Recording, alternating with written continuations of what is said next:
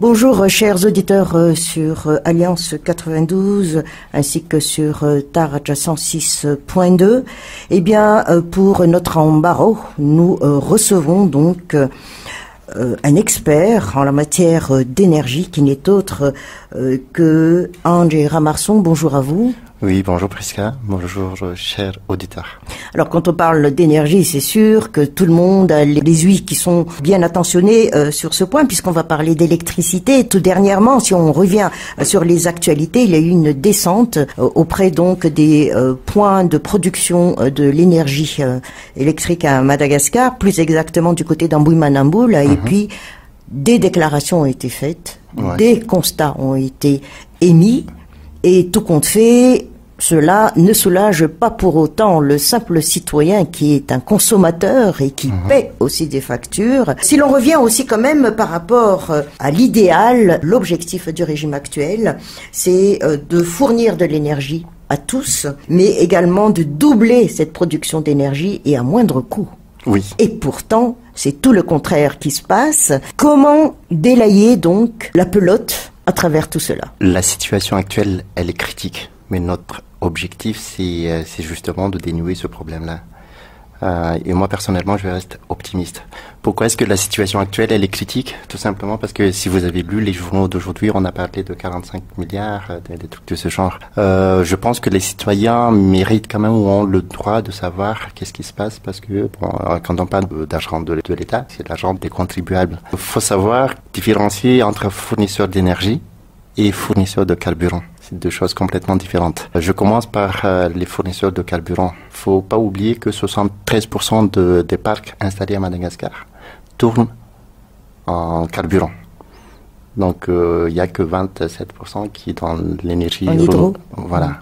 Donc 73% en fuel, il faut qu'on achète les carburants quelque part. Donc on a une dette énorme par ces fournisseurs de carburant en question. Maintenant, je vais vous parler de fournisseurs d'énergie. C'est-à-dire, j'ai ma centrale à moi, je produis de l'énergie et je vends l'énergie que je produis à la Jirama. Et comment ça se passe aujourd'hui? Que j'ai installé ma centrale à moi et il y a ce qu'on appelle une prime fixe. Donc, qu'elle tourne ou qu'elle ne tourne pas, vous, Jirama, vous devez me payer d'un certain montant. Et là, on parle de centaines de milliers d'euros, de 3 millions d'euros, voire de 5 millions d'euros, une centrale, et par mois. Ça a été donc spécifié dans un contrat? Dans le contrat. C'est un contrat juridique qui a été bien signé par les deux parties. Maintenant, la question est que pourquoi est-ce que l'État malgache et les tenants du pouvoir dans le temps se sont engagés à faire ce genre de choses? Ça, c'est une très bonne question. J'ai pas la réponse par rapport à ça. En revanche, je peux vous dire que l'État d'aujourd'hui se bat pour ce genre de choses.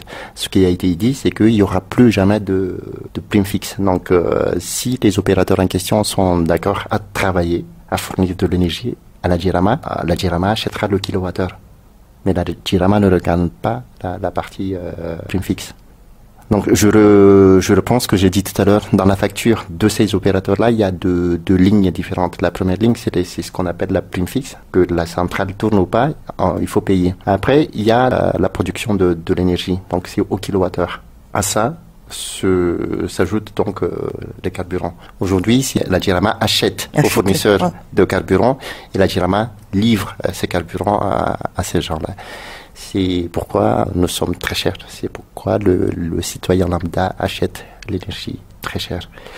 Donc aujourd'hui, la Jirama, comme le ministère de l'énergie que je représente, est en train de renégocier tout ce contrat-là sans aucune distinction. Tout le monde doit y passer. Ceux qui ne sont pas d'accord à renégocier, on arrête, on résilie les contrats. Mais comment résilie-t-on un contrat comme tel ? Parce que c'est pas un contrat de 3 ans, 4 ans, 5 ans quand même. C'est un contrat de concession qui dépasse les 10 ans. Justement. C'est comme le cancer. Une personne qui a le cancer, un cancer au niveau de la main par exemple, il vaut mieux couper la main et continuer à vivre que de rester comme ça. Parce que sinon c'est soi-même qui va mourir. Donc si on continue dans ces contrats en question-là, et c'est la Jirama même qui va mourir, je dirais même, je donne même pas 12 mois à la Jirama et la Jirama va déposer son bilan. Mais tout compte fait par rapport, puisqu'on parle de location de groupe... Alors ça c'est autre chose. Ouais. C'est un autre contrat également. On a beaucoup de contrats, donc on fonctionne par sous-contrat, contrat. Non, il y a plusieurs types de contrats. Tout à l'heure, j'ai parlé de contrats de fourniture de carburant. J'ai aussi parlé de contrats de fourniture d'énergie. Mais il y a un troisième contrat qui est un contrat de location de groupe électrogène. Donc, je suis un opérateur. Je donne à la Jirama mes groupes électrogènes pour que la Jirama les fasse fonctionner. Et je facture la Jirama par rapport à ça. Que les groupes en question tournent ou pas, je facture. Et d'où le mal actuel. D'où le mal actuel. D'accord. Mais c'est malheureux. Hein. On parle quand même de près de 45 milliards d'arrière par mois. Et si on multiplie cela pour une année, est-ce qu'on ne pourrait pas déjà créer autre chose ? Oui. Tout en restant dans cette lignée, on parle par exemple de ressources renouvelables.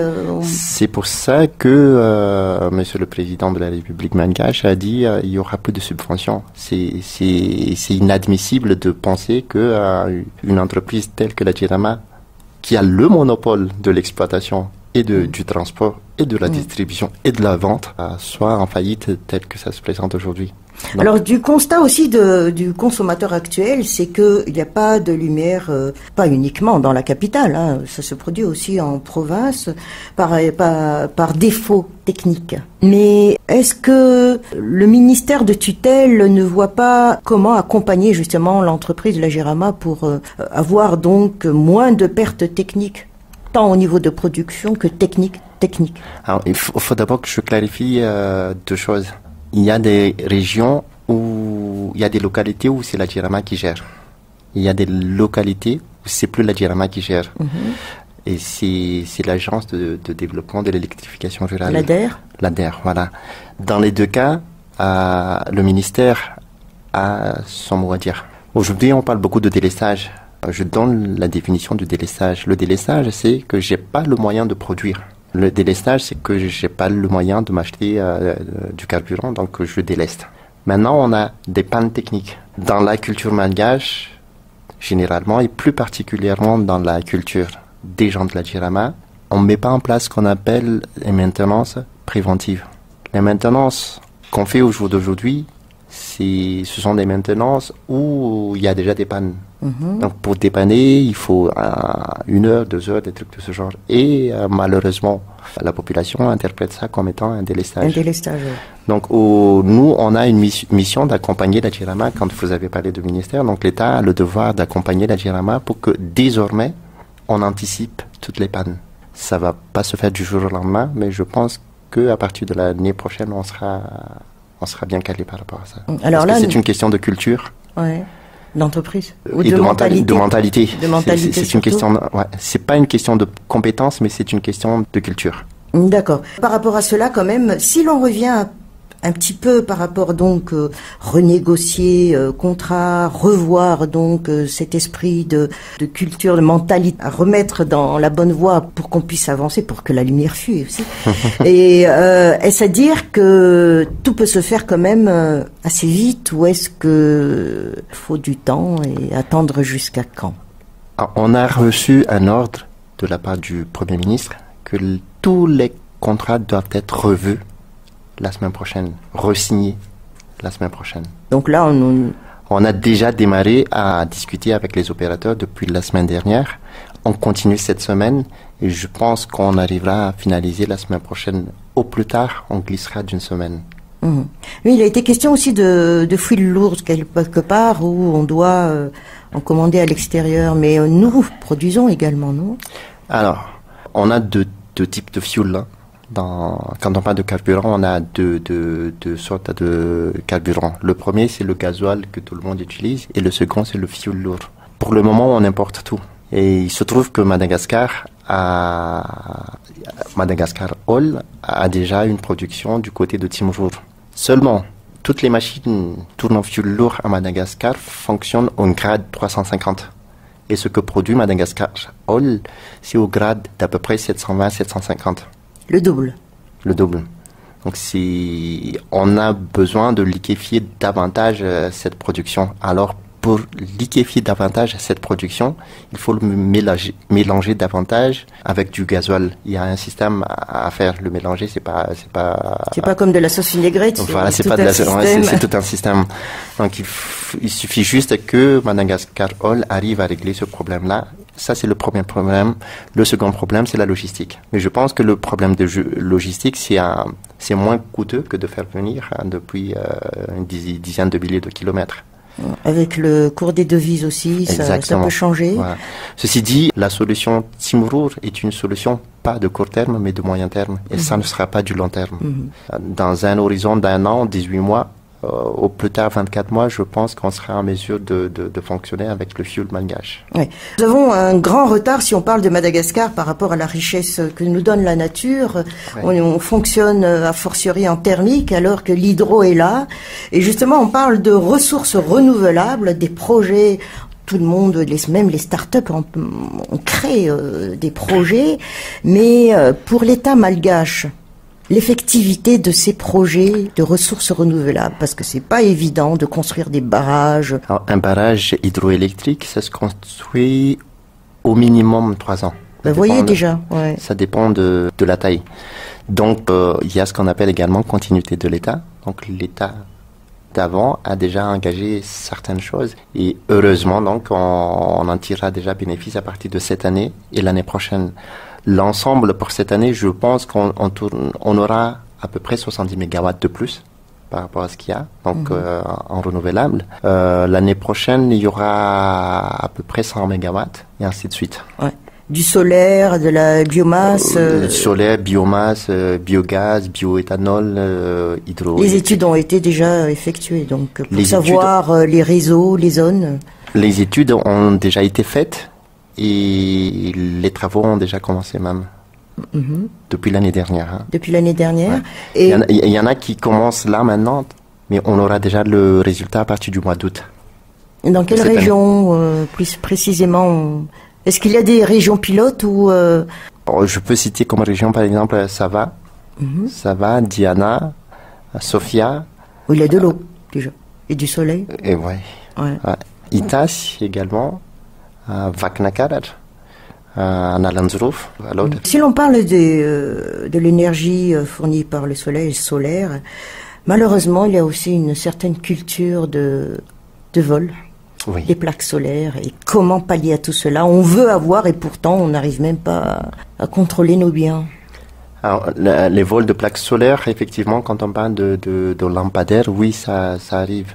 Mais maintenant, dans le programme qu'on est en train de mettre en place, il s'agit plutôt de centrales solaires. Donc, centrale, la conception a été faite. C'est surtout en hectares, non? Oui, on parle d'hectares. On parle d'hectares. On ne parle pas de poteaux. Ouais. Donc, il y a peu de chances à ce que les gens arrivent à les voler. Et pourtant, il y a des câbles qu'on utilise aussi. Donc, protéger tous ces biens-là, est-ce que c'est aussi étudié? Parce qu'il ne suffit pas simplement d'implanter ces hectares de plaques solaires. Vous savez que du côté de Voulbé, du côté de Tamata, par exemple, les gens arrivent même à voler le câble électrique. Donc, ils coupent le câble, même s'il y a du jus dedans, ils coupent, ils récupèrent parce que ils peuvent revendre par la suite le cuivre qu'il y a dedans. Donc, ce qu'on essaye de mettre en place, c'est de changer ces câbles-là en alu. D'accord. Et de mieux les protéger. Mais c'est-à-dire quand même que tout ce qui doit se faire, si on parle d'énergie ou de ressources renouvelables ou de thermique ou encore d'hydro, est-ce que cela va rassurer quand même les opérateurs, les industriels, le foyer, étant donné que la situation est quand même assez inquiétante? Comment rassurer? La situation, elle est inquiétante. Comment rassurer? C'est qu'il faut qu'on discute. Ce qu'on est en train de faire aujourd'hui, c'est que on essaie d'appeler ces opérateurs-là, donc ceux qui fournissent de l'énergie à la Jirama. On discute ensemble. C'est pas une décision unilatérale. Si la Jirama dépose son bilan, ça veut dire que les opérateurs eux-mêmes, ils vont plus revoir leur argent. C'est ce que ça veut dire. Donc, on essaie de trouver ensemble la solution. Comme Monsieur le ministre a dit, c'était un échec collectif. Donc, pour résoudre cet échec collectif, il faut travailler ensemble. C'est ce qu'on essaie de faire. Pour les industriels... Gagnant-gagnant? gagnant-gagnant pour les industriels. Donc, dans 2 semaines, je crois, on ira vers eux. On va leur expliquer la situation. Nous, on viendra avec notre solution, mais on va les écouter aussi. Parce que peut-être qu'eux aussi ont des idées à écouter. Et on trouvera une solution ensemble d'ici 1 mois et demi, 2 mois au plus tard. Pour répondre donc aux inquiétudes des consommateurs, si on fait référence donc ce qui est dit dans les réseaux sociaux, Oui. quid donc de la libéralisation Oui. de l'énergie, étant donné que le mot est sorti, pourquoi pas privatiser, pourquoi pas accepter la concurrence pour être bien. En libéralisation de l'énergie, la loi actuelle le permet déjà. On attend juste le décret pour la promulgation de cette loi. Et je pense, si ma mémoire est bonne, ça doit se faire dans les semaines qui viennent. Donc tout le monde peut être un fournisseur d'énergie pour soi-même ou pour les autres. Ou par village. Ou par village. Donc c'est open, tout compte fait. C'est open, exactement. Et c'est-à-dire donc il y a beaucoup de choses qui vont se bousculer donc durant tout ce mois de mars. Voilà, la seule chose qui nous manque, c'est ce qu'on appelle le grid code. C'est-à-dire c'est ce qu'on appelle le code de réseau. Vous fournissez de l'énergie, mais il faut le transporter, cette énergie, quelque part. Il faut la distribuer quelque part. Donc, il faut certaines règles. Une coordination aussi, non? Voilà. Et je pense que le grid code en question sortira au début du 2e semestre. Donc là, ce sera officiel et pour tout le monde, applicable pour tout le monde. C'est un peu comme le code de la route. Tout le monde a le droit de conduire sa propre voiture, mais il y a certaines règles à respecter. Voilà. Ouais. Et par rapport à tout cela, peut-on dire quand même que, puisque vous l'avez déjà signifié d'ailleurs, il faut être positif en la matière, mais le temps court très vite et on fait aussi appel aux investisseurs pour travailler à Madagascar, pour l'assurance à donner. L'assurance à donner, c'est qu'on va discuter ensemble et on prendra ensemble une décision commune. C'est pas quelque chose que l'État va imposer tout de suite. Monsieur le Premier ministre, hier, il était ferme. Mais attention, il était ferme parce que les contrats qui ont été signés avant n'ont jamais été, personnellement, parce que moi je les ai lus, ces contrats en question, je ne vois aucun intérêt pour l'État malgache, surtout pas pour la population malgache. Donc il a été ferme par rapport à ça. Les gens peuvent dire un contrat c'est un contrat et c'est juridique. Et si on renie un contrat, ça veut dire que on se pose des questions sur la valeur de la signature. Voilà, justement. Voilà. Ce qu'on est en train de faire, c'est on n'est pas en train de vous dire que on renie le contrat, mais si on doit renier le contrat, c'est qu'on accepte les pénalités. En prendre en considération. Voilà. Parce que c'est une clause qui est écrite dans ce contrat. Si jamais on résilie le contrat, il y a des procédures à suivre, et puis il y a des pénalités, on accepte. C'est-à-dire on va lire article par article Exactement. ce qui a été signé et ce qui a été effectué et non effectué. Voilà. Et à partir de cela, on revoit le contrat ou on rompt le contrat. Voilà. Mais attention, puisqu'on parle de contrat, il n'y a pas que le côté juridique dans la vie, il y a aussi le côté commercial. Donc je pense, très honnêtement, après avoir discuté avec certains d'entre ces opérateurs, je pense qu'ils comprennent l'ampleur commerciale de la chose et qu'ils veulent encore rester à Madagascar. Donc maintenant, on peut parler de contrat win-win. Et le dialogue a déjà été entamé, plusieurs discussions ont déjà eu lieu. Il n'y a qu'un seul opérateur ou 2 au maximum qui reste un peu dur, pour ne pas dire qu'ils ne veulent pas aller dans... Tout est question de communication et de... Voilà. Alors, il a été spécifié donc que les contrats, il faudra les revoir, renégocier comme on le dit, donc ces contrats. On parle aussi de revisiter la manière, la culture, la mentalité pour qu'on puisse avancer dans le même sens autant des consommateurs que ceux qui l'exploitent. Mais on parle aussi de construction de centrales hydroélectriques, continuité de l'État. Donc, nous ne sommes pas vraiment au départ, la case 1, mais on peut déjà avancer. On parle aussi donc de recommandations qui a été faite aussi au sein de la GIRAMA, au niveau du personnel, au niveau des personnes techniques, tout cela. Quand on parle de, excusez-moi, je vous coupe, quand on parle de recommandations, ça veut dire qu'il y a eu déjà un audit quelque part. Ah d'accord, oui. Il y a eu 2 sortes d'audits. Il y a eu un audit qui a été fait par les Cours des comptes. Il y a un audit qui a été initié par le ministère. Et on a pris donc un bureau d'études international. Donc, ces deux entités ont fait ce que vous appelez recommandation. La question est où en sommes-nous actuellement? Ce sera connu du public. Chacun est quand même concerné, non? Alors, la JIRAMA a quand même, et je la félicite pour ça, a quand même osé de rendre public ce rapport d'audit. Il suffit juste d'aller dans le site officiel de la JIRAMA. Maintenant, c'était un bon début, mais je ne suis pas sûr que la JIRAMA ait tout mis. Mais au moins, ils auront déjà fait une petite communication là-dessus. On va voir la suite.